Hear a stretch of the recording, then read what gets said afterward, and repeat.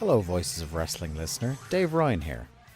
Have you ever wondered to yourself how many hidden gems are hidden away inside the last years of World Championship Wrestling? Have you ever asked yourself how many tenuous gags can be made about the name Mike Enos? And have you ever thought about what it sounds like for two Irishmen to interpret a very chaotic company through its B show? The answers to all this and more are just a click away. Check out Days of Thunder every second Thursday on the Voices of Wrestling podcast network.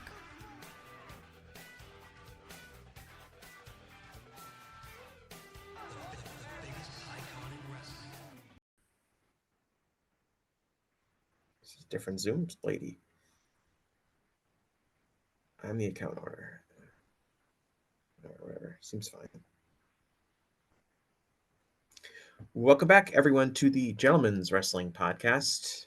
I'm your host, as always, Jesse Collings. Joining me today is a returning guest. This is one of our favorite Canadian guests. I have talked about this before, that like being a top Canadian guest on this show is a very competitive contest to see who that can be, and getting a real opportunity here to get a leg up on everyone is Mr. Warren Hayes of the Warren Hayes Show. Warren, how are you doing today? I'm doing very well. Thank you, Jesse, for having me. It is indeed competitive. I had to best Griffin Peltier for the spot as today. Like it's always very competitive. What am I? I think this is a three-peat for me, right? This is my third appearance, if I'm not mistaken. It's at least the third one, if not the fourth. If not I do feel like a proper gentleman now.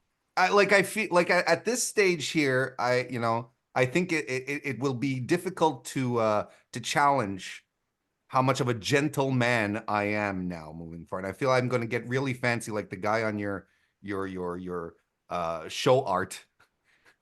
Yes, a great piece of artwork developed by Jeremy Sexton. I don't think he gets enough credit for that, because he did a great job creating our logo when we switched over to the Voices of Wrestling Network. It's funny about the name, because I kind of just have tossed out without like an enormous amount of thought into it. But it's very funny, like when guests come on, or when I go on other shows, like I was on the NWA, the Nubian Wrestling podcast last week or 2 weeks ago, and they're like, we're gonna get gentlemanly, look, gentlemen, like they were like really into the gentleman aspect. And it's funny that people think about that, because I to me it's just like it's just the name of my show, but other people seem to really get a kick out of it, which is fun. I get a kick out of it. It was especially, and I know Lyric and I'm sorry, her name is escaping me, that you had on your show a couple of weeks ago, right? Danny. They had the same, yeah, exactly. They were like, they brought it up too, and I was like, yeah, exactly. And I was like, gentle woman doesn't sound right to me. No, like there's got to be a better, like, I guess you would say like ladies and gentlemen, but lady sounds informal. Like, yeah. I've thought about that. Thought about how gender inclusive is my name, and the name for the show, and the answer is not really. But it's a state of mind, right? It's more that than anything else. It's not necessarily a thing about gender. It's more like, where are you in your thought process in regards to pro wrestling? How are you able to discuss it? Can you discuss it like a gentleman or like a Twitter bottom dweller? Right? That's essentially correct, Warren. That's exactly the point of the show, which is like the reason it's called that is because, like, when I was creating it with Jason Unpresser, we wanted it to be like not a bunch of hot takes. Like, we're going to take an issue and we're going to discuss it in as intelligent of a way as we possibly can, and we're not going to be focused on, like you said, like bottom feeding Twitter bot nonsense. And that, you're right, that is the point of the show, which is a good transition to the topic of today's show, which is really just taking a big picture look at All Elite Wrestling as we record this podcast on Friday, May 31st. I think it's probably not going to go up until next week. Like, I like the idea of rolling out the podcast on like a Monday, as opposed to, I think, like Friday or Saturday is not optimum for people's schedules. But obviously Monday is. And I think that AEW is at a really interesting and important place, I think, in the minds of a lot of people. And I'll start with this. I think the last 6 months to a year, AEW has been a much more frustrating promotion than it was prior to that time period. And I think there are a lot of different interpretations about what direction the company is going in. And I wanted to talk about this in the really big picture because I feel like so much with All Elite Wrestling, the discussion is based around what just happened. What happened on last night's episode of television? What happened at the last pay-per-view? What happened, last week? And it kind of that leads to a lot of change and discussion and people, I think, giving a lot of time and thought into things that maybe are not that important in the long run. But I think if we take a step back or several steps back and look at the big picture of like where this company is headed from a business perspective, where it's headed from a creative perspective, where it's headed from just an overall what the product is like perspective. I would say that there is a lot of different types of frustrations that are emerging from fans. And I would say that in general, the business metrics are, I don't want to say concerning, but they could be better, I think is a fair term. I think the television ratings have fallen down a little bit. The 18 to 49 rating um, has not been great. There have been some, pretty middling attendance numbers for a lot of shows, especially TV tapings. Um, so there's some, like I said, concern a term I really want to stay away from, right? Because like the trolling and the oh, is AEW in trouble? I don't think AEW is in trouble, and I'm not concerned about the business metrics like spelling doom for AEW. But I am interested in trying to discuss and figure out maybe why some of these things are down over the last 6 months to a year and what could possibly be done to fix them. But I'll ask you, Warren, as I like to think of you, Warren, as a very positive minded individual. Oh, okay. Thank you. I like to think that you are, you're often focused on the good of pro wrestling, which I like to think of myself as well. Is like I'm going to focus on the things that I like and not try to complain so much about the things that I don't like. Especially in terms of a company like AEW, which has largely given me tremendous enjoyment over the last 5 years. But what are your kind of just, big picture perceptions of the company over the last year? And kind of have they changed from where they were maybe in like 2021, 2022?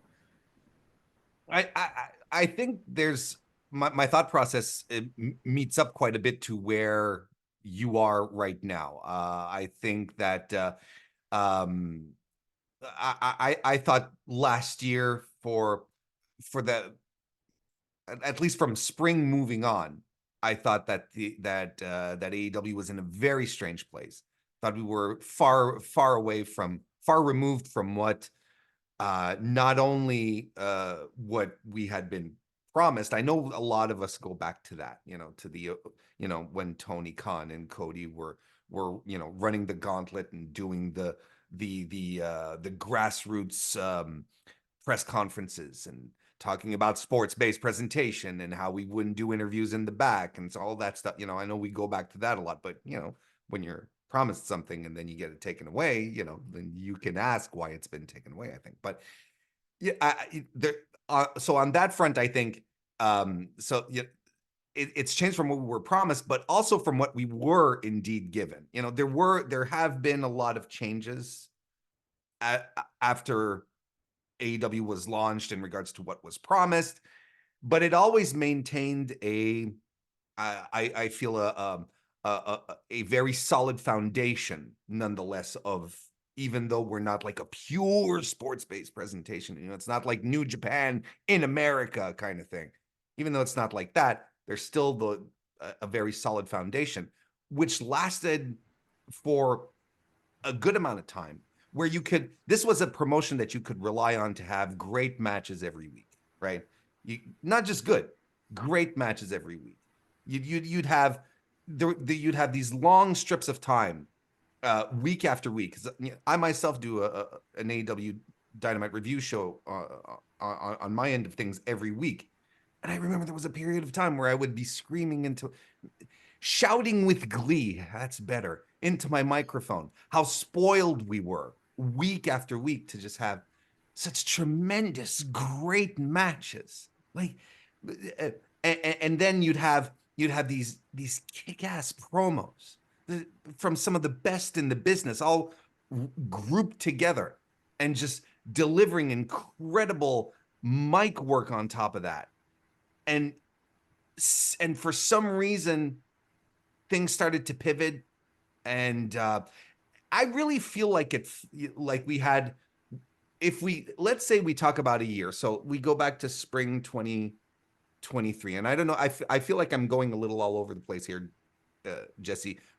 Corral me back if if I'm getting too Well, scattered here. well, can I ask, like, you do you feel like the product, what you talked about, like the week to week television, seeing the matches, seeing good promos, do you feel like that isn't happening anymore on AEW television? Do you feel like the quality of, we're talking about, like, I think like the peak quality of stuff where you would see, or at least the consistency of seeing something that's extremely high quality, not the whole show being super high quality, not great segment, great segment, great segment, great segment, but more like, oh, each episode at least has one, notebook match or a really memorable promo. You feel like the shows do not have that at the same consistency that they once At the did? same at the same consistency, no, they don't. They Hmm. really don't. And I think it's a peak and valley kind of thing.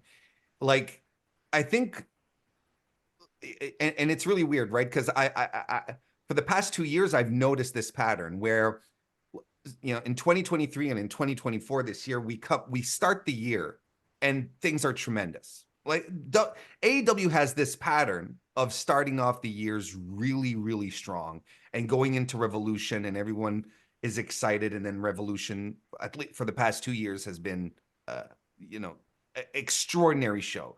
Revolution 2024. I personally would qualify it as legendary. It was a tremendous show from top to bottom, and and the buildup is great, and everything feels good around the product. And then spring comes along, and then somehow there's a shift. We don't exactly we don't focus on the same things as much. Things shift into a mode that doesn't resemble AEW. Last year, we had MJF and the Brochachos that started to simmer and then went full blown over the summer. Nowadays, we have, the we've got the Young Bucks doing the evil authority figure stuff, and these are angles that take up a lot of space on the show. So, like, I see. So, but this is despite the fact that leading into Revolution, things were going great.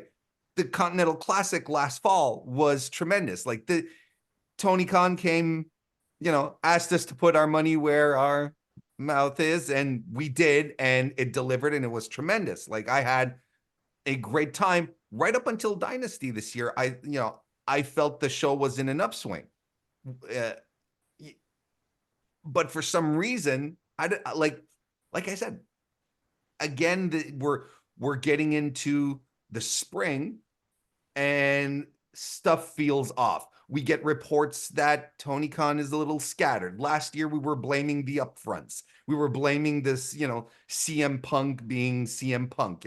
This year, oh, now we're talking about the media deal. Like, is it cyclical, Jesse? Is there something like in the spring air that just, that causes Tony to lose focus? Well, like, the I pet couldn't tell you. theory is that, like, he gets really into the NFL draft given his position with the Jaguars. Of course. And so, like, when it's like NFL draft season, which would be like from the Super Bowl up until late April, he's extra distracted. I don't know if I believe that, but we have seen wrestling companies be kind of Cyclical, right? cyclical based on their kind of annual calendars. I think most people would say, like, WWE post WrestleMania up until SummerSlam is usually quite dull, and then, like, from Survivor Series until like the end of the year is usually quite dull by WWE standards, because of they kind of build up to these bigger events, and then there's kind of a lull period naturally after that.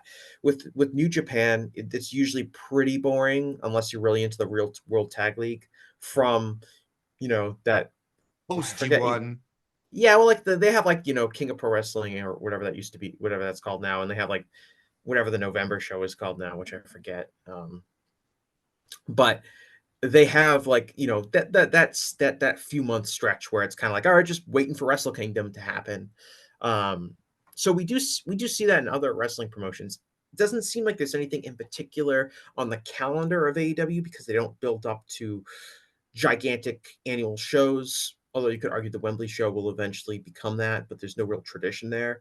So it's kind of hard to identify. Really, there seems no reason for like the springtime to be a lull in AEW's creative. And it seems what you're saying, which I think is pretty fair. It's not like AEW isn't trying to build up to something.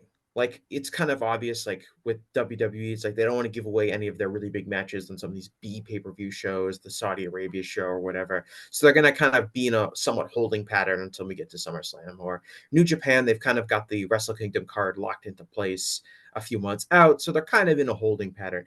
AEW doesn't have that. What seems to be happening, as you're describing, is just like a loss of creative focus and kind of, I think what is the biggest talking point when people talk about AEW is identity. And what does your product mean? And what does your brand name mean to fans? What does that guarantee when they turn on your show or they buy a ticket? And I think for the first few years, it meant great matches and great promos, like you were describing. There was a real consistency to the week to week product. And now there's a sense from fans that that's not the case, that you don't really know what you're going to get. You might get a bad show, you might get a good show, you might get a great show. Um, but without that consistency and kind of different types of personalities emerging, the more sports entertainment style angles and storylines is kind of clashing with what people originally thought of was the identity of AEW. Um, yes, and I concur with that. I agree, and the consistency.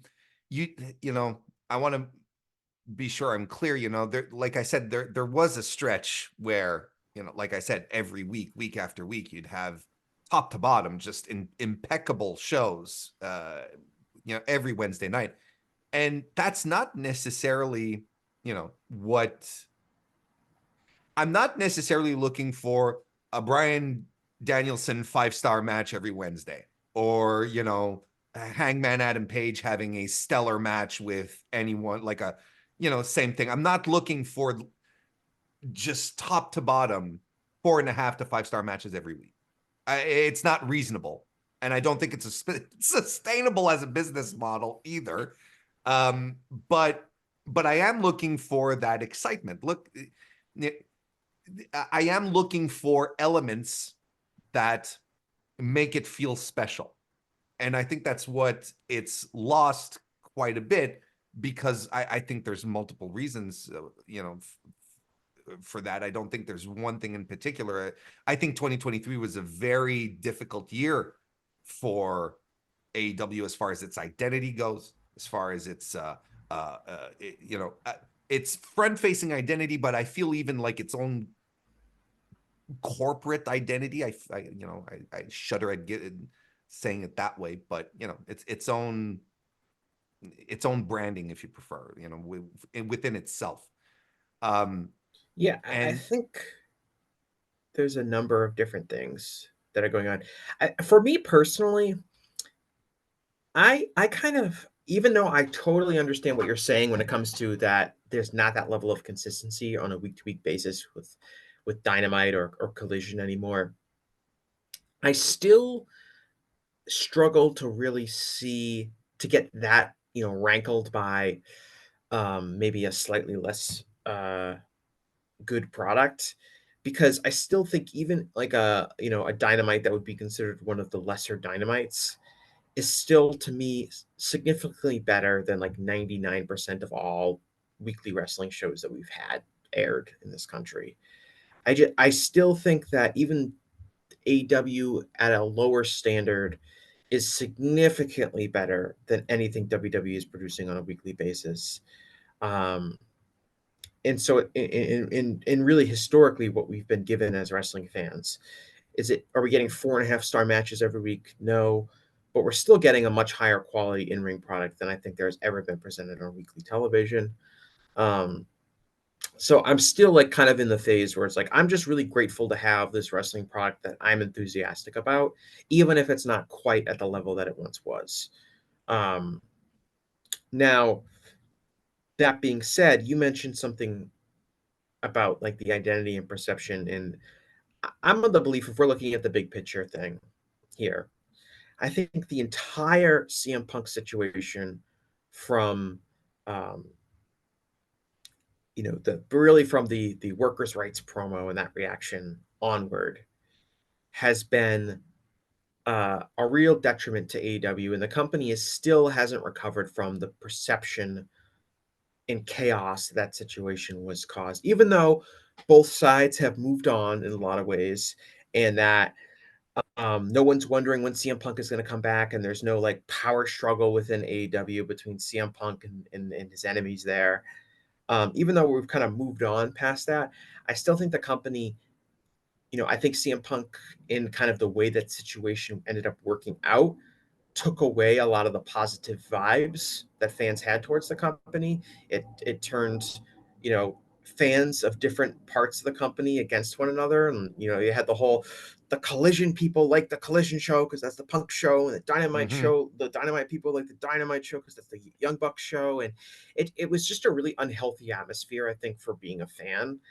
And it was also compounded by what you said, kind of like the corporate identity of the um, company, which I know Brandon Thurston always kind of pointed this out, which was like the backstage and politicking intrigue and the kind of storylines that were there were more interesting for people than the storylines that were being on television. And by not Tony Khan being very, mom on details, talking about what was going to happen and things like that, opened the door for a lot more speculation, a lot more rumor mongering, a lot more attempts for sides to get their version of things out and in the public. And it just didn't help the company at all. Whatever intrigue there was based on like people tuning in to wonder what's going to happen, um, has been very short term. And I just think overall the perception and vibes of the company were really damaged by just the entire CM Punk experience. And the company is, I don't want to say the company is never going to recover from that, but they're never going to feel the same way uh, after that whole situation has worked its way out. And I think we're seeing that now, even though we're far removed from the CM Punk's firing of AEW, and he's went back to WWE, and he says he's happy there, whatever. Like they're out of each other's direct way at the moment, but I think they're never going to get that kind of honest, fresh, uh, like that virgin feeling of being like this pure, new, fresh wrestling company. I think that's gone with what happened with Punk, and you're never going to get that feeling back. So people that are That expecting to get that feeling, it's not going to happen. It can be great again, but it's going to be in a different way. Mhm. That feel I agree, that feeling. I'll even go further, like it's that feeling that we had in the first couple of years where you felt like it was a team effort, right? You felt like everyone was banding together, and the locker room was just all sunshines and rainbows, and you know campfire songs and bed-ins and whatever, like everyone was pushing towards the same thing, which was especially prevalent, or obvious when Brody King, not Brody King, excuse me, Mr. Brody Lee passed away. When he moved on, like you could still feel like this unity that everyone had, and a lot of people were attracted to that. I myself, as an old time, as someone who's watched wrestling for a long time, let's put it that way. He, I'm very cynical when it comes to locker rooms, where at some point I'm like, no, at some point they're all going to try and eat each other alive, because that's just the nature of the beast, and it's fine. That's how wrestling goes. Uh, so it was unique to see, and I think a lot of fans were attached to that, especially the newer fans, which is fine. Don't get me wrong, by the way. It's, but I think a lot of them were attached to the idea that they felt that the locker room was very united and everyone's working towards one same goal, as opposed to everyone, putting up fences and trying to guard their spots, which is what a usual locker room is. And whether you like it or not, adding a guy like CM Punk, and look, I was there. We talked about it. I was in Chicago when he came back. I got the hell over there from Canada over to the United Center to see him. So, I'm not trying to minimize and go poo-poo. No, I was interested in this. It's a historical moment. It was a big deal when he returned. But are we bringing that outside element into into your locker room, a guy whose personality and backstage shenanigans are very well known, must have been quite the shock to that nice little ecosystem that they had in AEW. If the locker room hadn't already started to be more wrestling than buddies and pals and My Little Ponies, might be exaggerating a bit here, but you get the point. If the locker room had already started going down the regular path of a wrestling locker room, CM Punk coming in sort of cemented that. It was like, okay,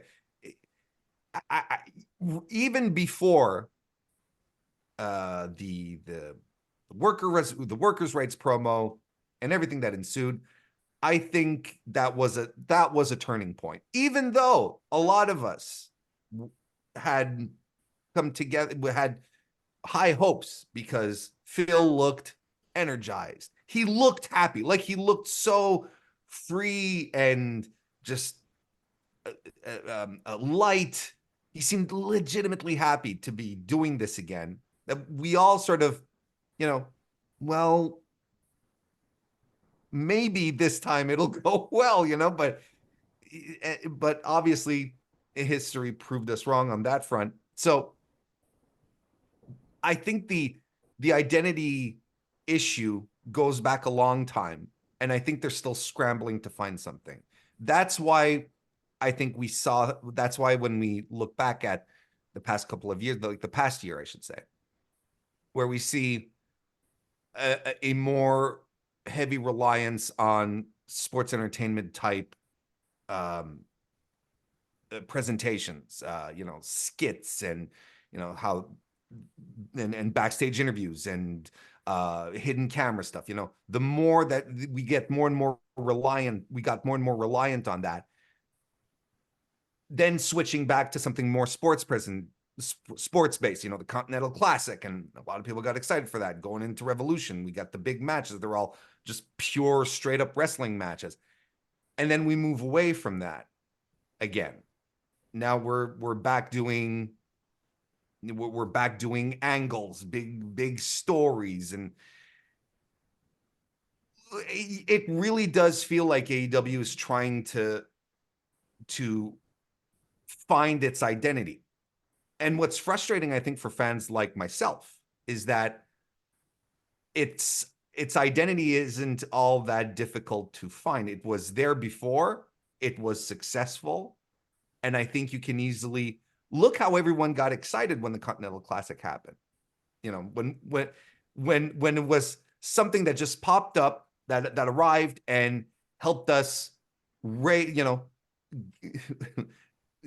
get a nice big gasp of fresh air after being clouded by the brochacho stuff for so long, right?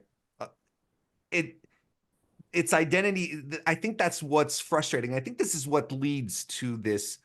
You mentioned it, right? The week-to-week minutia of breaking down every little thing that we didn't like. It's like, oh, she said Titantron, that kind of stuff, But yeah, I mean, that stuff never like bothers me. I guess it bothers some other people, but I think of that as like week to week kind of little stuff. But I think that a lot of that discussion about the little stuff, and people will argue, oh, that little stuff builds up and it leads to big stuff.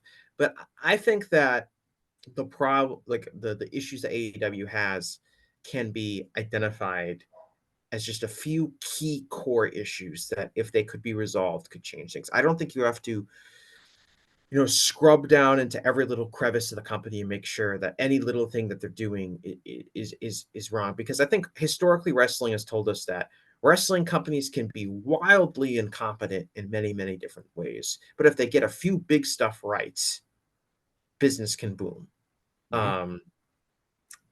And I think uh, when we talk about the identity of the company, um, I think it's important to look within the context of pro wrestling history that we're talking about 5 years now from the creation of the company in 2019 to today in 2024. When we're talking about 5 years in pro wrestling, that used to mean like an eternity. You could take five-year chunks of different wrestling promotions and look at how radically different the product was. You can look at, what was WWF like in 1994 versus what it was like in 1999. What was, you know, Jim Crockett Promotions like in 1982, and what was it Sure. like in 1987? Um, and we could see these really big jumps, and I think that, in like, when people would talk about the WWE product being so boring and generic for years and years, and the same people being in the same spots for a decade, and people would be like, wrestling isn't like this. Wrestling's supposed to move.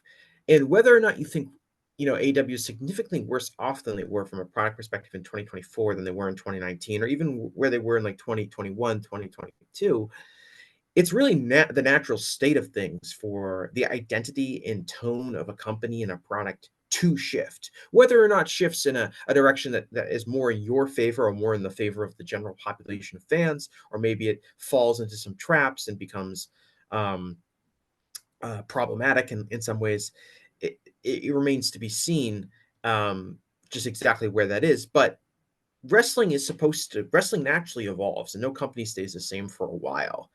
Um, and that's why I think the focus needs to be on how can we create something new here, as opposed to how can we go back in time to when people liked our product better, like 2 years ago. I think Okay. that's the real question you need to ask yourself. Now I agree with that. I absolutely agree with that. But here's the caveat that I'd add to that. Um, if your identity is shifting and your metrics aren't going along with it, like it's not doing good, what like we know you again. You laid it all out at the start of the show. Ratings, attendance, Right. There's tangible business evidence that suggests that the current and direction of the comp product, or the direction the comp product has been going for the last year, is not resonating with the general fans, and they are losing interest because of that. and one of wrestling's strengths as a form of entertainment is that it gets this immediate feedback, and it is nimble enough to pivot at any given moment to try and change something, right? As opposed to, if your TV series isn't drawing ratings after episode 6 and you've canned a full season, well, okay, we have to get through the other 6 or 7 episodes left, and that's all we can do, right? Whereas if your wrestling product is not resonating, if you're filling 2,000 seats in a 12,000 seat arena, you could, in a week, shift things around and say, all right, this isn't working, or this is working, we're going to move this to the top, or this isn't working, we're going to tone this down and move it around. And don't get me wrong, um, based on the last 2 decades of pro wrestling, Tony has been able to pivot faster than whatever Vince has done, because Vince's attitude, for no pun intended, is that he was that he would continue to force feed. He's get, no, you are going to like this. You are going to buy Roman Reigns as a top baby face good Late guy. late stage Vince morphed Late into that. stage Vince. Younger Vince was fairly All right. observant, at least, and able I to just want to pivot. put it on record that Jesse is defending Vince McMahon here. I just I want to know I put that on can't. I'm record. gonna have to take a shower like immediately after this. But like, I But mean, the combination was always, people would look at like how consistent he was in trying to get Roman Reigns as a babyface over versus like when he tried to get Lex Luger over and he gave, it was like almost a lesson of how stubborn Vince was trying to get Lex Luger over, and then he eventually gave up after like 10 months. As opposed to Reigns, it was years and years, and he never really gave up. Exactly. And all joking aside, you are right. When Vince was a promoter, as opposed to what he turned into, it was a completely different. He was a completely different guy, and he was able to smell the money, so to speak. And I think, look, if the Brochacho, like ultimately in the span of things, the Brochacho stuff lasted what, 4 months, like a little more than a fiscal quarter. And then we decided to move on to something else. That's not bad in the grand scheme of things. When you take a step back, we're going to talk about this. We talk about the Brochachos like it's this dark period, like this long drawn out creative hole in AEW, but it lasted like 4 months. It's not so bad in the grand scheme of things. And Tony maybe belligerently decided to do the Continental Classic because I think he wasn't enchanted by the idea. I think he was a little frustrated with the reactions of the fan base. I think he expressed it in that way, but nonetheless decided to switch and go and do something completely different, right? And okay, let's do the sports-based entertainment. Let's do that. Let's go to Revolution. Let's have Sting's retirement and do all the other great matches that were on that card as well. Let's have Danielson and Zack Sabre Jr. It's like he has been able to pivot. But I guess the question I have is,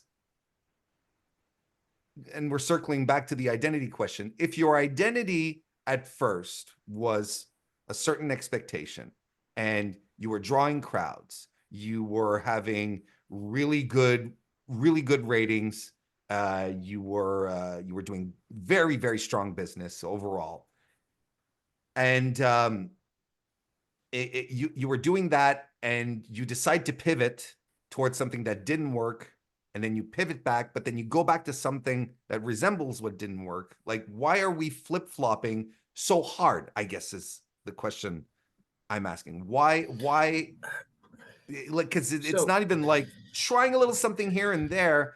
It's like full-blown Brochacho, Timeless Tony, all of that stuff. So when we talk about like the MJF Adam Cole storyline, and then you can point to like the Young Bucks evil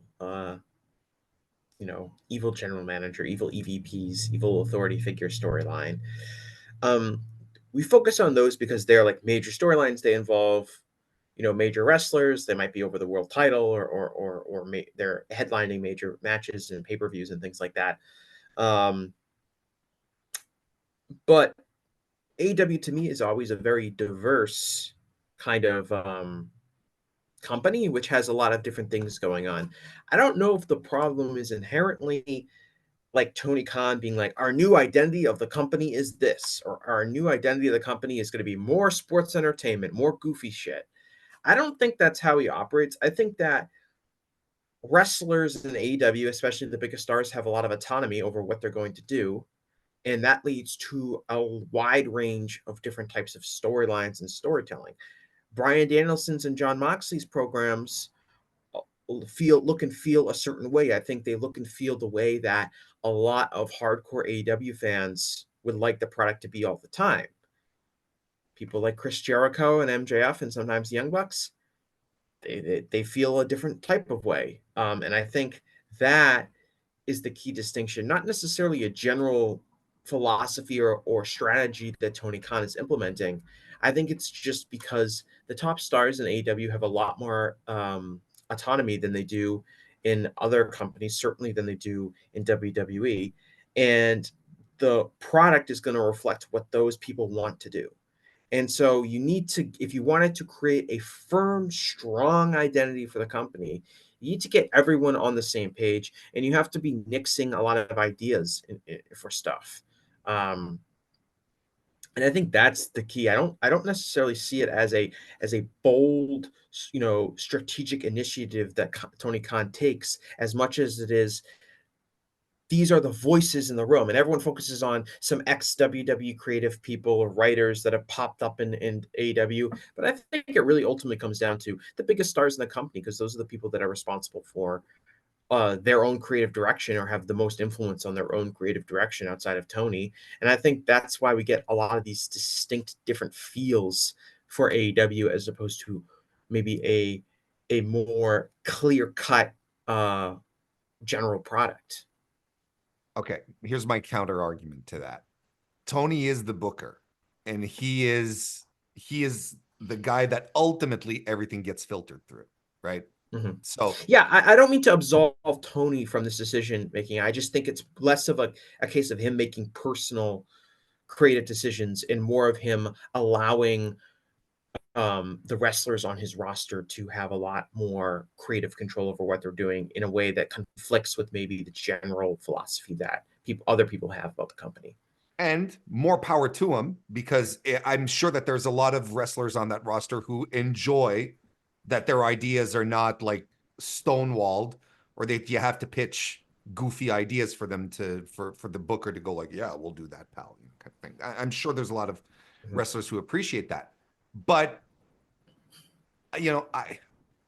the idea of the idea of this diversity and lots of ideas going on can only be sustainable to a certain point before someone has to, because if you have a booker, I'm trying to say too many things at once. If you have the booker and his job is to filter everything, then ultimately, yes, he has to have a vision for this. If you're a director of a movie, and the actor, you have the script, you have the actors who have their ideas, it's like, oh, well, and getting their input and for how scenes should be done. And you have the cinematographer who has a way to shoot these things. Ultimately, it's the director who makes these final calls, and it should be Tony as well. So Tony inherently should have a vision. And if his vision is hodgepodge, well, I mean, then what you see is what you get. It's like ultimately it'll be a we will continue to have, or at least I will continue to have, but you and I, discussions about AEW's identity. If it's a little bit of everything, if you're trying to do a lot of everything and there's no cohesion, there's no through line to what you're doing, then yeah, it's just going to be a little scattered all over the place. And then you'll have a show where there'll be interference in every match. There'll be kendo sticks in every 3 matches. And then you're like, well, don't people talk to each other? Yeah, but Tony okayed all of this. That's, if that makes sense. Yeah, and I think what we're getting at here in general is the real issues with AEW are almost entirely on the creative end.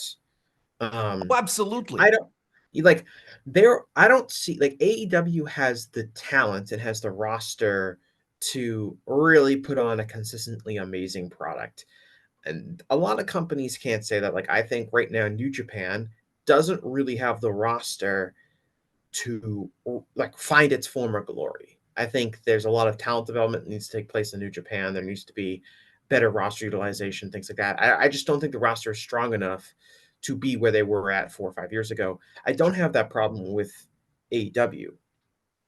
The issues with AEW do come down to a creative perspective and a lot of the things that you're talking about. And I think I want to get this point across because I did this survey of AEW fans and gratefully got about 1,600 respondents.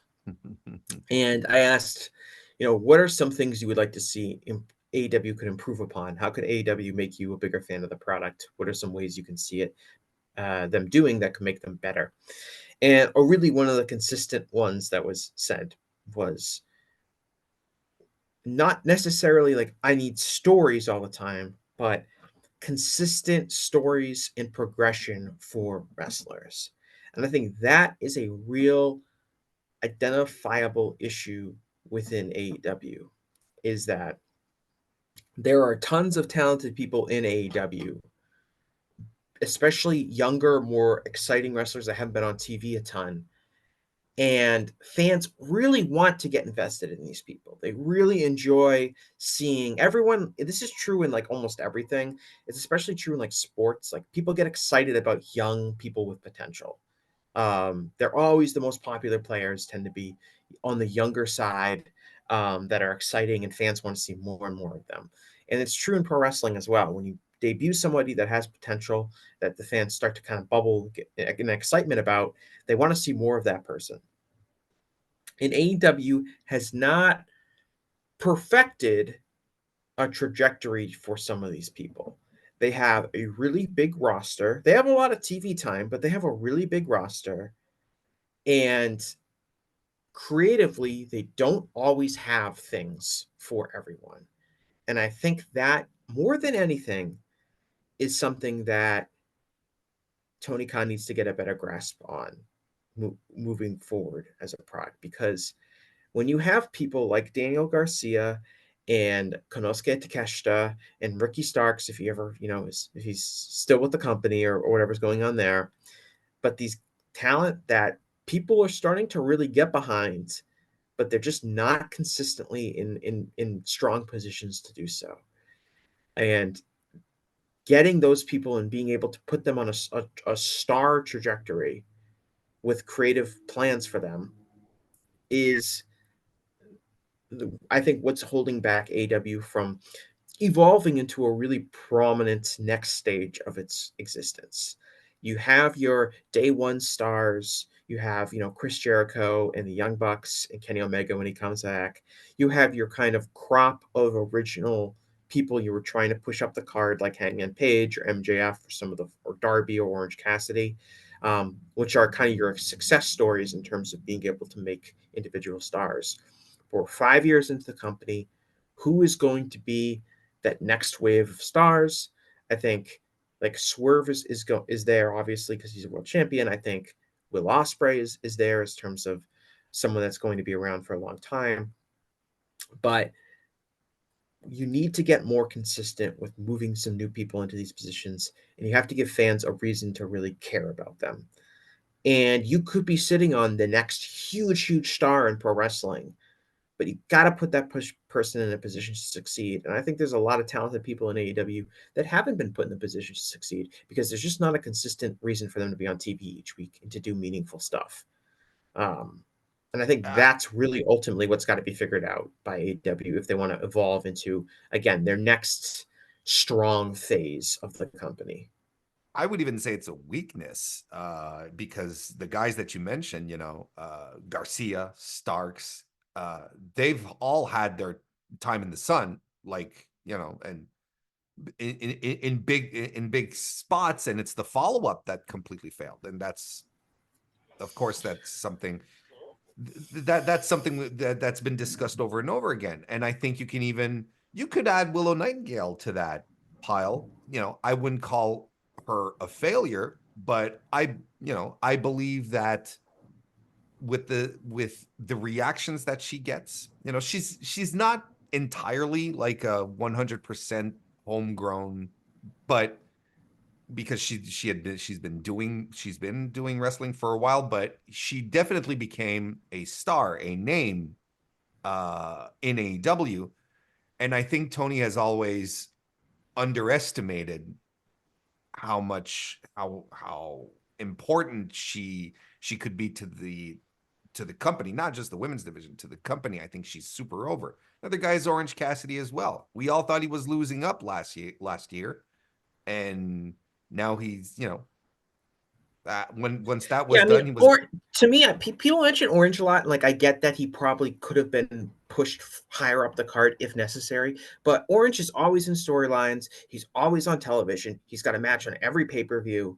I don't really see his is he ever going to win the world championship? Probably not. But I don't really see his position as much of a problem as I do with someone like Garcia or Takeshita or any I of these other agree. younger people. And I think like Willow, who I think was, at least in my survey, was by far the most popular women wrestler, and is a homegrown star to the fan in the eyes of the national audience. Was never in WWE before. She is someone that potentially looks, she looks like she's going to feud with Chris Statlander. That's good, but she should really be um, pushed on TV every week, wrestling all the time, having segments all the time.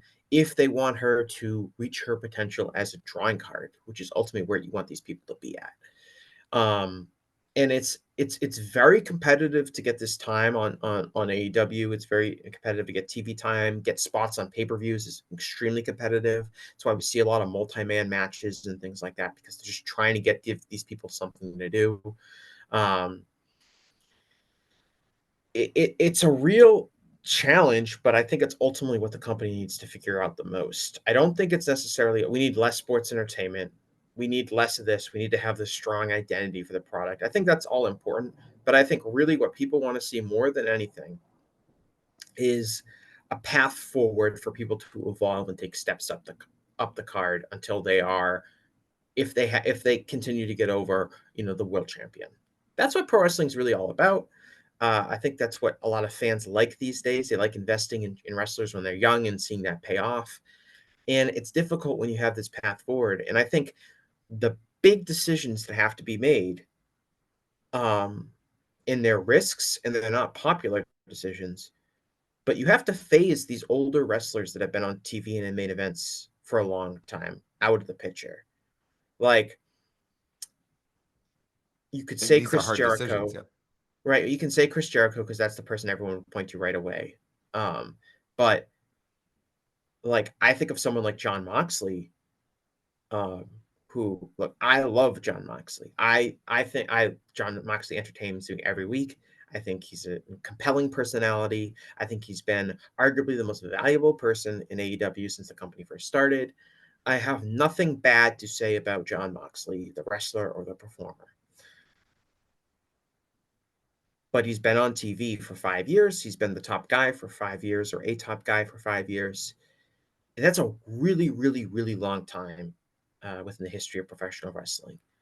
And in most situations, he would have moved on. In the old days, he would have moved on to another territory, or he would have jumped back to WWE, or he would be gone. And that would create an opportunity for a new wrestler to step into that void and take up the John Moxley spot, which is an incredibly valuable spot that one of these younger wrestlers could really deliver on.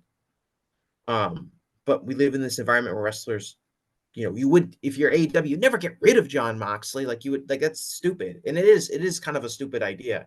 And it would be a total risk, and it wouldn't be popular, and it might totally backfire. But historically, that's what's happened in pro wrestling. Oftentimes beloved stars exit the company, and that creates TV time and opportunities for new stars to pop up. And those new stars don't always fill the boots of the old stars that departed. But historically, we've look at when wrestling has really popped and when wrestling has really boomed and when new stars have been created. It's been because other wrestlers left and they needed to create a new star, and they left that opportunity. You can look at WWF. Bret Hart leaves, towards the end of 1997. Shawn Michaels retires early 1998. The year before that, Kevin Nash and Scott Hall had left. And what happens? It creates a new opportunity for Steve Austin, creates a new opportunity for The Rock, creates a new opportunity, for Mick Foley to seize a bigger part in the company. And you could point to, like, kind of any boom period, and that's kind of what happened. Mm-hmm. And I think if you want to see that trajectory pay off, you're going to have to start looking at some of these older wrestlers and being like, okay, we can't dedicate that much TV time to you every week, even if they're still a draw. Sure. And those are the tough decisions you need to make. And they are difficult. And there's the whole question of loyalty as well. Let's say you're Tony, and you have to have that discussion with John Moxley, who has always been there for you, who has, set personal things aside for the good of the company, who's always been the,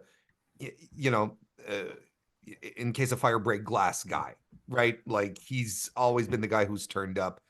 And then you have to, you have to try and phase him out. Maybe John Moxley's not a good example because I also think he's a guy who understands and loves the business enough to go, yeah, okay, if it's my time, boss, it's like, okay, I get it. Yeah, well, you can also, and with Moxley and Danielson, you can phase them down too.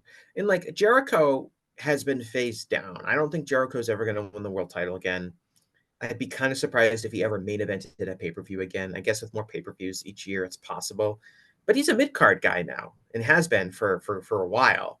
But he's still getting a lot of TV time, and he's still, I look at the company like this. There is a certain class of wrestlers in AEW that I would say are like in the top tier class of AEW wrestlers in terms of how important they are to the creative of the company and how important they are to the show, which is basically like, are they on every single pay-per-view? And those wrestlers, like, when healthy, Chris Jericho, John Moxley, MJF, Bryan Danielson, Kenny Omega, Hangman Page, like, these are wrestlers that the company is always like, all right, what are they? Tony is looking at whatever his booking meetings are. He's like, all right, what are we doing with this person? What are we doing with that person? And there is an elite class of, like, with injuries and missing time, there's some differences there, but it's like 7 or 8 guys. Mm-hmm. And then really everyone else is kind of fighting for the scraps, fighting to get that big singles match on a pay-per-view, which might only happen once a year, fighting to get into that multi-man ladder match, fighting to just do something.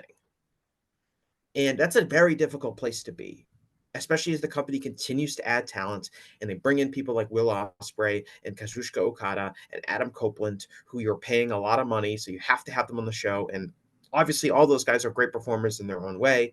And it's not like they're not worth it, but it just creates this really competitive environment that I think squeezes out talent that is not seen as valuable yet to the company, even though in the long run that could be the most valuable wrestlers of all. Well, I mean, this goes to your point that you were making earlier, which I agree. By the way, it's like that it's not a conducive. What is the proper conducive environment to elevate new guys, right?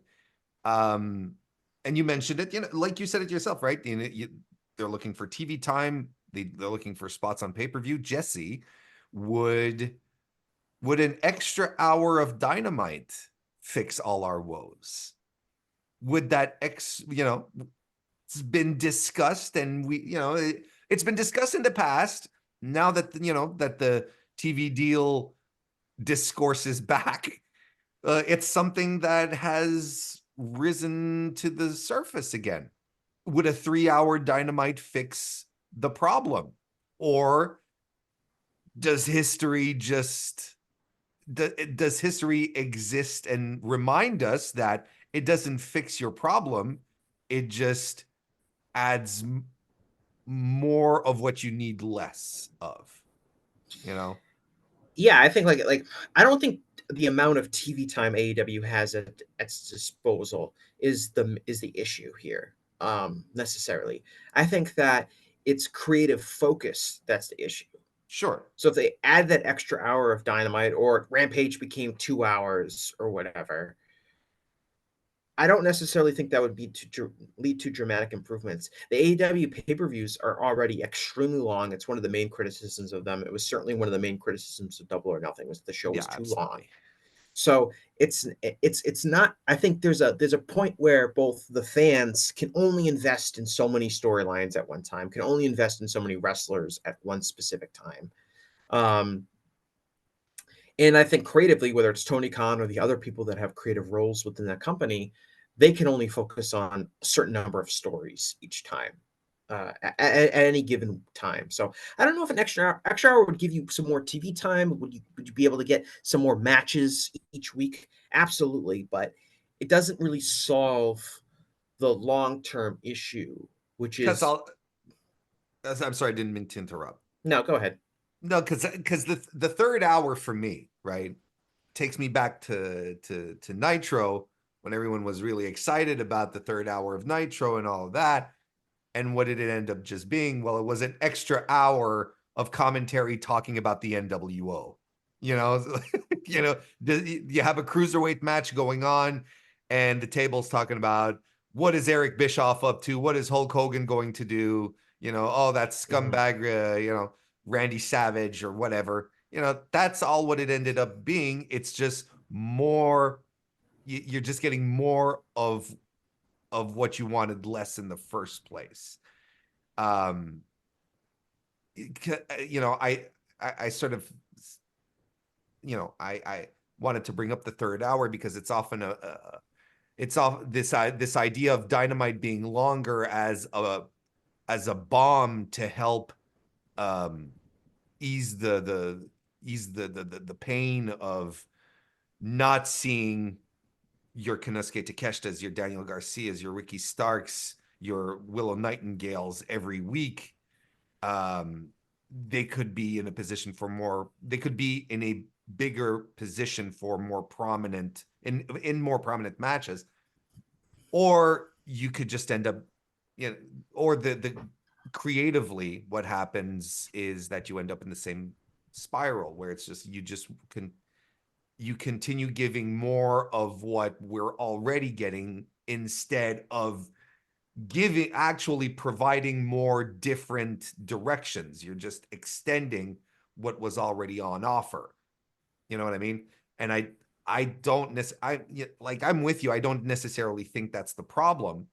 I remember when Dynamites were just like nothing would ever breathe on the show, where you'd just be like, a match would end ding ding ding, and immediately Excalibur would be like, we're going backstage to this thing, and okay, guy basically just had his arm raised in victory, and we're cutting to something else. So I think the pacings of the show are fine. I think that's not the problem. I just maybe this all goes back to what we were saying earlier, when we were talking about the decisions, we were talking about identity and all of that. We're I'm bringing it up again, but you can make your let's say your under 30 development, let's call it that way. You can make your under 30 development part of your identity, part of your show. It's one of the main criticisms that we have regarding New Japan right now, is that we have all this crop of new guys, but the new guys don't feel important, right? Mm-hmm. Because it doesn't feel part of the identity. I'm not saying that this is what AEW is doing. What I'm saying is that it can become part of your offer, of your identity, as opposed to, well, what are we doing with Daniel Garcia this week? It's more like, well, what are we doing with the young guys? Period. This is what we're doing with the young guys. If that makes sense. Yeah, and you gotta pick some of these people and really go all the way with them. You can't just be like, oh, we'll use this person for a 3-week program and then move on to someone else. You've got to pick, and they've done that before. Like, they clearly picked MJF from the very beginning as a future top guy, and they, very, methodically brought him along up until that level where they made him the world champion. I think, and I think a lot of AEW's booking issues can be solved really by just a focus on just looking at it. It's easy to book things in your head. It's easy to start a wrestling, like I said, I shouldn't say it's easy to start a wrestling promotion. It's obviously very difficult, but it's easy when things are first starting and you're kind of laying the tracks down. And everyone, Tony had his first 4 world champions picked out in his head, knew when he was going to do it, that kind of thing. But we're now 5 years into the booking process. Tony Khan spent 5 years as a booker, which is a very long time in the history of professional wrestling to be in one promotion and be the booker for 5 years. Mm-hmm. And burnout takes place, but just eventually so much stuff happens that you no longer can really have a cohesive master plan like you could when you were first starting out. You look at over the years what can possibly happen. You have, wrestlers getting injured at inopportune times. You have personalities clashing. You just have wrestlers who maybe don't get over the way you want them to get over. Maybe they start getting more of a heel reaction, so they have to turn heel when you had them penciled in as a babyface. And there's just so much reactive work you have to do to keep everything humming. And it's extremely difficult. It's much more difficult than when the first year or two, when you're laying the tracks, and there's all this opportunity that can be seized by wrestlers. I mean, it's a great time to because if Darby Allin came into the company now than when he did in 2019, he would be nowhere close to as successful of a wrestler as he would be. Mhm. But when he came in 2019, there was a real opportunity for a young guy to step in and be pushed as a legitimate future star. Same with Orange Cassidy.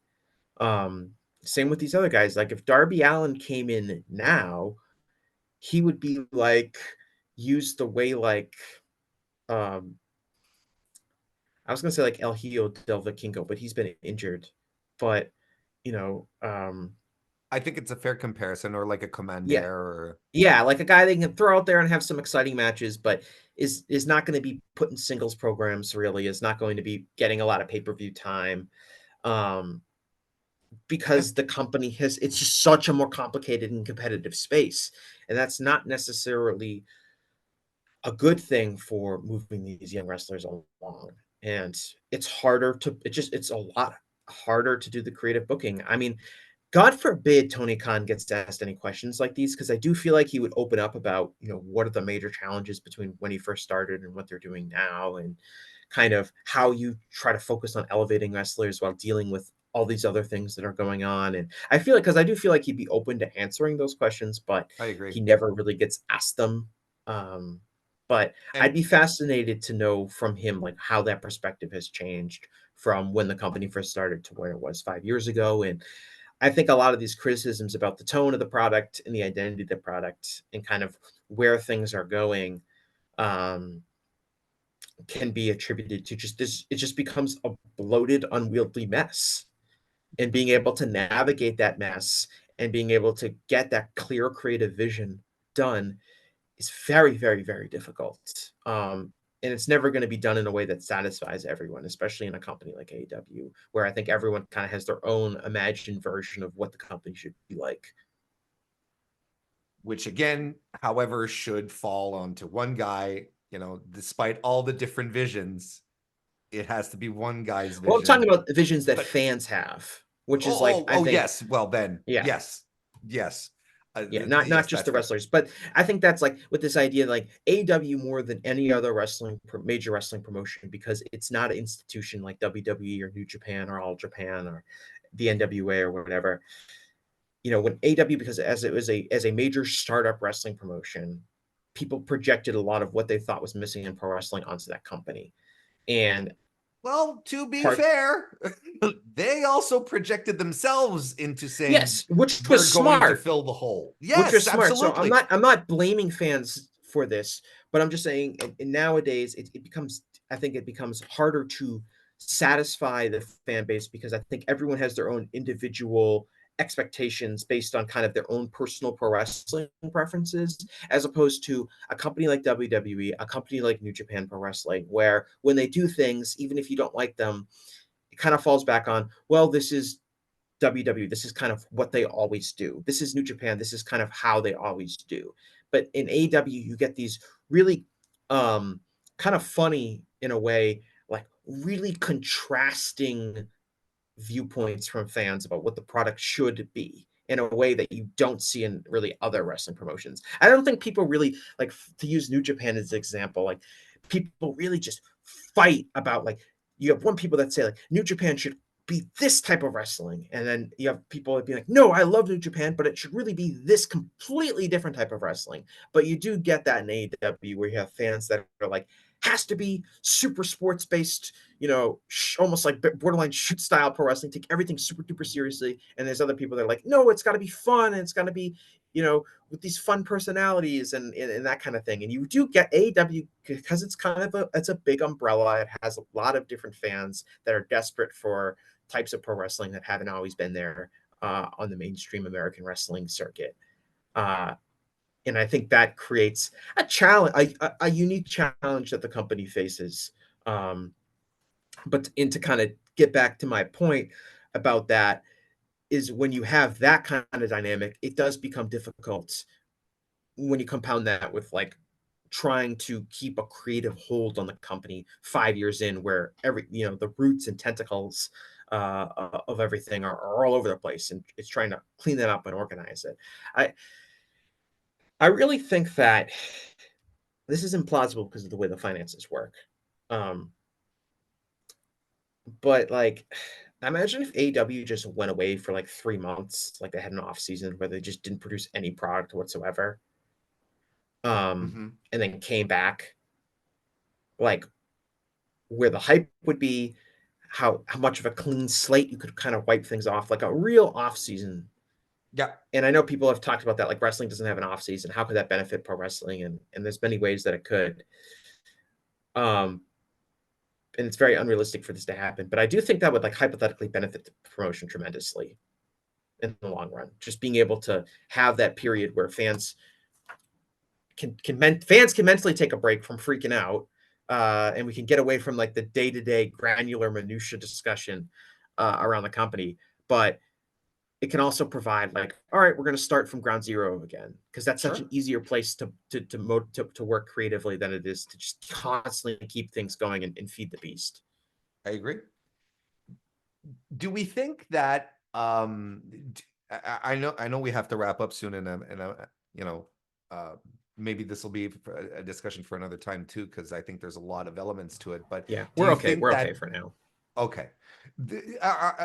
Are we? How much do we feel that? How much do we feel that people are feeling the way they feel about AEW these days is related to WWE getting hot again? You know, if AEW was at its what started off strong and had some great years because WWE creatively and in-ring wise was under delivering. Now that it's in a really good spot, you know, and is doing tremendous business, how many fans expect that now? Expect the magic sauce, that special sauce from WWE to come over to AEW? Because, not unlike what you said, North American fans right now are kind of all over the place where they like, I want my AEW to be more sports. I want my AEW to have more wacky characters and stories, So yeah, and I think that's the dichotomy of the North American fan who have seen a lot of the North American fan that has, especially the modern one, who has basically only known WWE, right? So you can have people who's like, I don't want to see more WWE, or I want, all I know is WWE. So if you don't do it this way, I don't understand what you're doing, kind of thing. You know, how much has WWE success been a problem to the perception of what AEW is doing and how AEW is reacting? Yeah, I mean, I think there's a fair argument to say that there's people within the company who see what's happening at the other on the other side, and they're saying, "Oh, we need more of that. Look how good it's working over there, right?" Um, Yes, you know, I think that's a really good point, because I think what has happened is it's a WWE success over the last 18 months or so has been a kind of a reaffirmation of the WWE is the way that people want to see pro wrestling in this country, and that is what has to be successful, as opposed to back in 2019, where that since WWE was in significant business decline year over year, the perception was what WWE is doing isn't working. Someone has to come along and do things differently to have a successful product. So that dynamic has completely shifted. Um, so I think that's a really good point, that like the WWE success is giving people, whether they're fans or whether they are people within the company itself, second thoughts about like what does a successful pro wrestling company in this country look like. We thought maybe it had to be radically different than WWE, but WWE's product seems to be doing quite well, so maybe we should mimic some of WWE's product. I think like a lot of this when we talk about like the business metrics going down, attendance and ratings, and a lot of people will say like, well, yeah, look at what AEW's product has been like. It's under delivering. It's got all this bullshit that I don't like in it, and that's why ratings are down. And my belief is backed up by these ratings and numbers being down, which um, is a factual statement. Ratings are down, and if you feel like the product is different, then it's logical to point to the product being the main reason, Mm-hmm. and the things you don't like about the product, in particular, being the reason you think that uh, business is down. But I don't know if we can say that that's true for a fact, because I think that AEW's business numbers being down are directly affected by WWE's business numbers being up. I think there's some swing fans that were finding themselves invested in AEW when WWE was at its nadir. But when Paul Levesque took over, and to Paul Levesque's credit, the company has largely delivered on things like Cody winning at WrestleMania, like giving, delivering at least big matches for wrestlers like Sami Zayn and Jey Uso that were getting over, by giving LA Knight some fodder to wrestle Roman Reigns, even though he wasn't really considered a top guy, bringing back CM Punk. Like WWE has been delivering on what some of those fans have wanted, and those fans are now back to being regular WWE watchers, and fans have a limited amount of time. If you're watching Raw for 3 hours on Monday, you're watching SmackDown for 2 hours on Friday, it's not as much time for AEW content. They're not all Um, sickos like us. I agree. yeah, and I think there's a percentage of like swing fans that are going to go with whichever way they feel, whichever product they feel like is better, It's and they're hotter. probably naturally WWE leaning because they are longtime WWE fans and they kind of picked up AEW as a side hobby. Um, and so I think that has like a major impact, and it's not necessarily anything like AEW could really do about that. People will say, well, they got to make their product as different as WWE as they possibly can, which I agree probably helps in like the macro sense. Like, what should our business model be? It's like we're going to challenge your brand. We got to be different. We can't be exactly the same. But at the same time, I think you're never you were kind of lucky to convert some of these WWE fans at first into watching your product, and it would be very hard to sustain them when they feel like WWE is delivering. What you really just got to hope for is that WWE goes back down again, um, which is possible. Which is Anything is possible. possible. Yeah, like we said, WWE's was in a hot streak for last year. We're already starting to see, now that the Bloodline storyline is kind of wrapped up, The Rock has it seems like The Rock is going to be back, but he's not around right now. You've kind of concluded the major Cody Rhodes story. You really probably need to start another one with him at some point. We're starting to see, business cool off a little bit for them as well. Um, and how will that impact AEW as well? If people are like, WWE is kind of cooling off, maybe I'll switch back to AEW. I mean, this happened during the Monday Night Wars. Like we saw, WCW was hot, WWF was bad. WWF got hot, and they took those fans right back from WCW. Sure. That's what happens in pro wrestling. So I think that's a major factor. But I do think you ask a really interesting question in terms of like, does WWE success make people second guess what kind of product AEW should be delivering? I mean, look, I make no bones about it. The WWE product is not one that speaks to me in any way, shape, or form. But I can recognize certain things that they are doing well, and I think that on top of it all, what they've succeeded in doing, and there might just be a theme to the show right here today, but they've created an identity to this era. It's the Paul Levesque era. Paul is ushering in all this new stuff, these new visions, little things that WWE fans really latch on to. The idea that they can call themselves wrestlers and not necessarily sports entertainers anymore. All these things end up being significant. They might seem silly to people like you and I, Jesse, where I myself will sit back and say, I'm not going to pat them on the back for doing the bare minimum and mentioning, New Japan Pro Wrestling on their on air. It's like, no, I mean, that's good for them, but I'm not going to tweet about it with a cheering emoji, it's like, or a GIF. but there is an identity to what WWE is right now. You could say it was born out of necessity, and I would agree with that 100%, where they had to create this Paul Levesque era and brand it, stamp it, molded in wax, to make sure that you understood that this is a completely different WWE. Although that's another topic for another show. But nonetheless, they were successful in creating this identity, right? And again, it's something that is intangible, but when done right, I think fans, population, the people latch onto it. They latch on to an identity. That's why, look, yeah, I work in marketing, and when you do surveys and whatnot, and you reach out to people and you ask them, well, if the clothing store, the Gap, were a person, what kind of personality would they have? But it's these types of questions that you ask, but ultimately that's how people develop relationships with brands, with products. That's exactly how it works. And WWE has been extremely successful in creating an identity around what they're doing right now. Mm-hmm.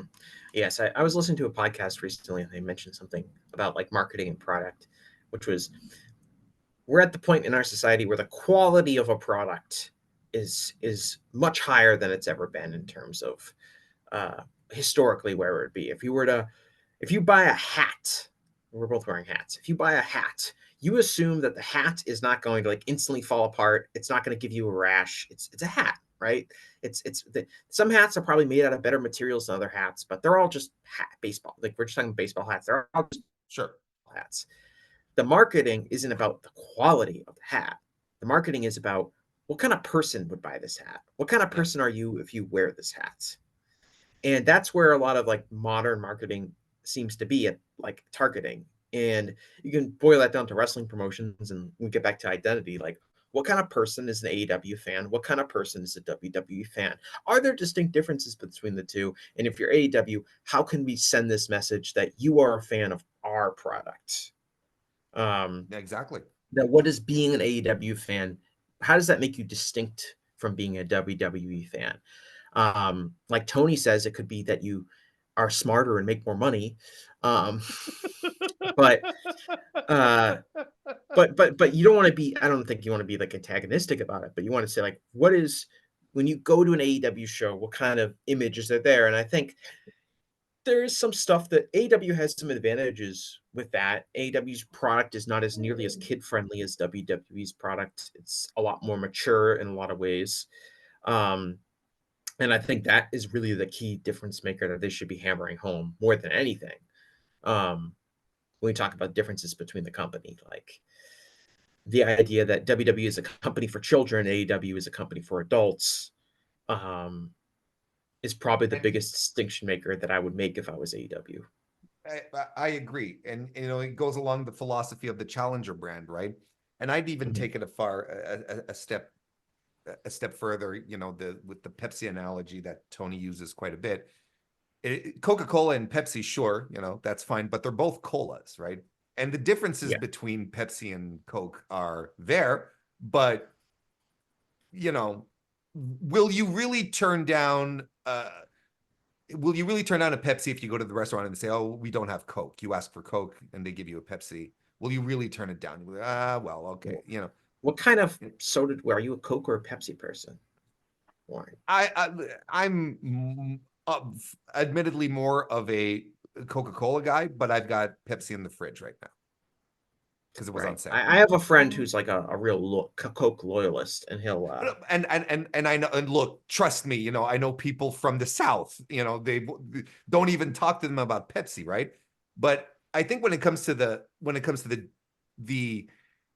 challenger brand idea here, I kind of would like Tony to perceive himself maybe more like as a root beer to Coca-Cola, right? Where you're like, Yeah, but I will offer you something that is of a completely different taste. You know, it'll be familiar, it'll be soda, it'll be what you're expecting to a degree, but you're going to come here and you're going to be, oh, isn't this interesting? This is completely new. Or an orange crush, whatever floats your boat, you know, as completely as non-cola products go. Sprite, 7-Up, which was the un-cola for years. It Right. could This be, is, I was gonna say, we could go down that path. this is similar to like what Brandon Thurston would say about Coke and Pepsi, like are like the obvious like two big brands fighting with each other, or Marvel and DC, McDonald's and Burger King. And one thing I always say about that is those companies are relatively on equal institutional footing.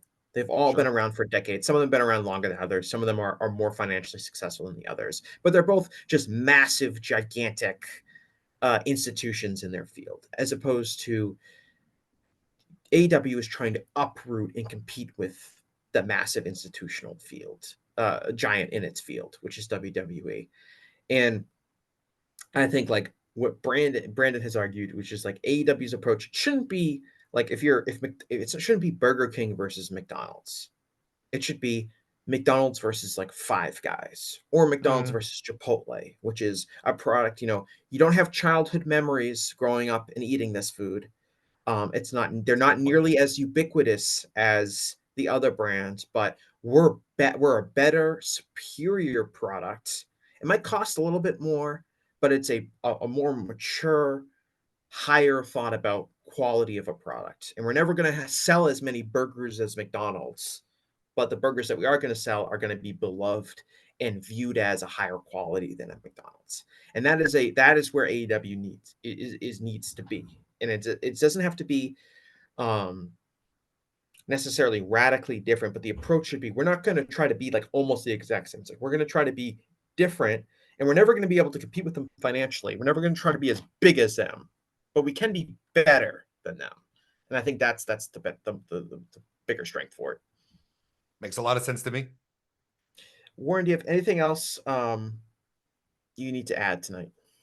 Oh, we have added so much to this fantastic hoagie that is the Gentleman's Wrestling Podcast today. I don't. It would be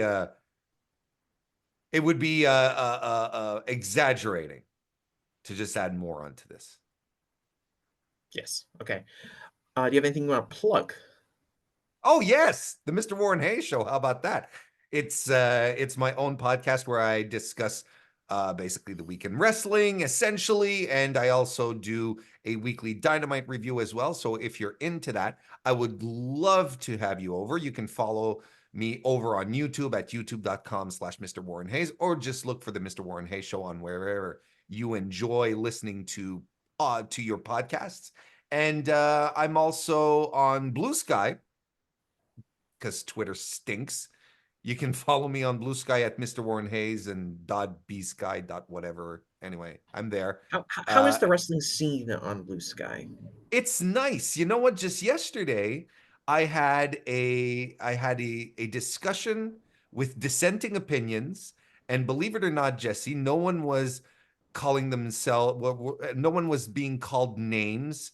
No one was being called a drone or a freakazoid or a Vincel or whatever. No one was accusing me of being paid off. No one was telling me you're saying this because rent's due or anything like that. No, it was actually a very it was a very nice conversation with dissenting opinions and people being just chill about stuff as opposed to wanting to tear the house down. No, it's very good. It's improving. I wouldn't say it's at its peak yet, but it's improving. The Rent Stew one is pretty funny. Like, It is really fun. sorry, just like I got that once on Twitter. It was like, some 14-year-old telling you Rent Stew. Rents dude, I'm posting on Twitter. What are you talking about? All right. Well, thanks a lot, Warren, for joining the show. I want to thank you as always as a guest. You are moving up the Canadian Power Rankings. I may reveal them. I need a Patreon page so I can reveal them behind a paywall. But I want to I'd thank pay for Warren for that, being quite honestly. yes. I want to thank Warren for being on the show. I want to thank all the listeners who've gotten a lot of attention for this show. Business is going up. You want to know whose show has an identity, sees business going up? This show. As we discussed at the top of the show, what the identity is supposed to be. It's all in the name. So want to thank everyone, and everyone have a good week, and I'll talk to you again after a while. My name is Tyler Fornes, and I am one of the co-hosts of the Good, the Bad, and the Hungy AEW podcast here on the Voice of Wrestling Podcasting Network. We take a broad scope approach to the world of All Elite Wrestling and the entire universe of Tony Khan. We talk about the big matches, the big stars, the promos, the storylines, and we also look at it from a big picture perspective. How are things going to change over the course of the next 10 years with AEW still in the picture? How are companies like WWE going to adapt and adjust to AEW? Are they going to be a similar way like they did with WCW in the late 1990s? Will there be a counterpunch? We talk about all of that and more on The Good, the Bad, and the Hungy every week on the Voice of Wrestling Network.